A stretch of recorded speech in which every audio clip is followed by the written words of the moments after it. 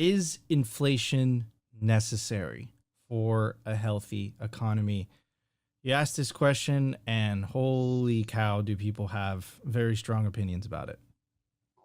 Well, I would say no. I mean, I think if you rephrase that question is, does your currency have to be constantly diluted in order for economy to function properly? I think you'd get people would be like, well, why? Why does it have to happen?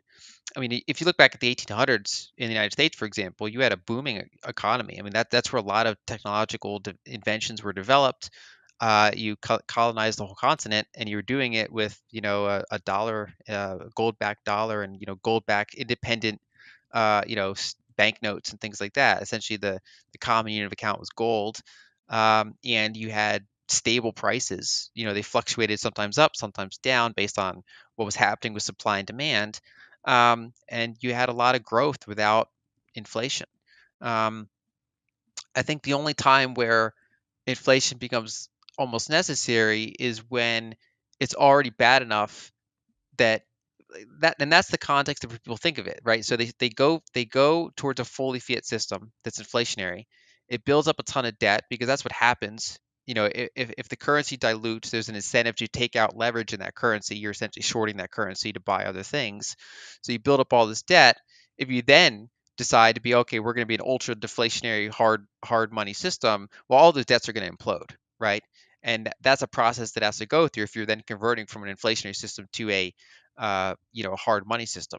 So when economists say that things would implode without inflation, what they're really referring to is the current system. The current system, at this level of debt to GDP would implode in a harder money system.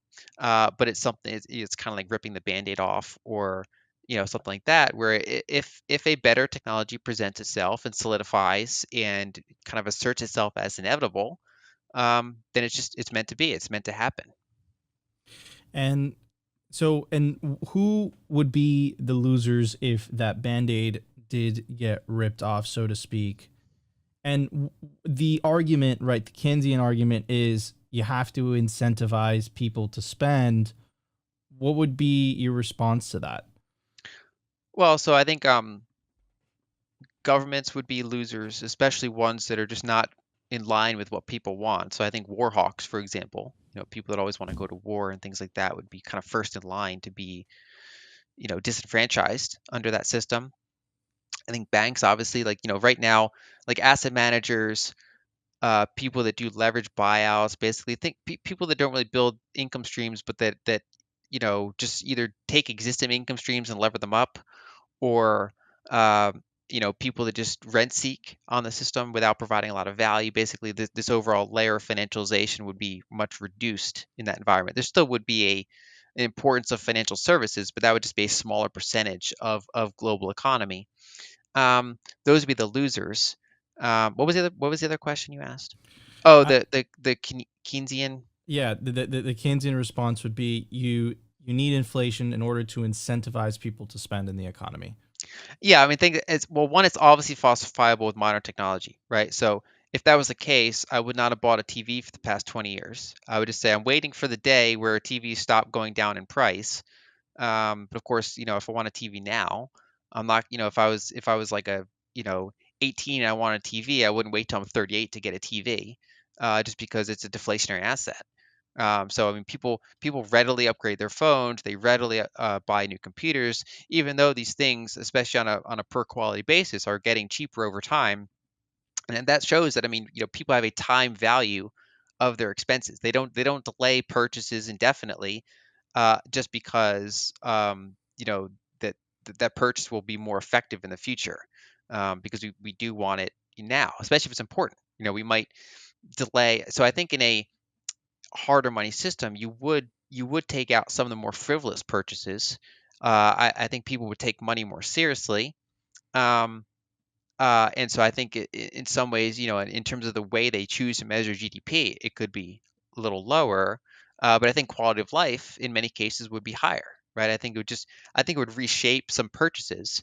But I think the idea that you need to keep people on a constant treadmill of consumption by constantly diluting their savings, when you phrase it like that, it's madness, right? And so Obviously, I disagree with economists that would assert that, and instead, I would say that I do think people should ideally have access to ability to save money, and that it's good to save, and that people know when they want to buy something, right? If there's a lot of things you just have to buy. You have to buy food, you have to buy shelter, you have to buy transportation, you have to buy clothes, you have to buy uh, you know electronic equipment, things like that to do your job. And then, everybody has to buy some entertainment some of the time. Some people are basically you're entertaining yourself somehow. And when people really want something, they get it. No one is like, short on things that they'd like to own, for the most part. And it just becomes, what do they prioritize?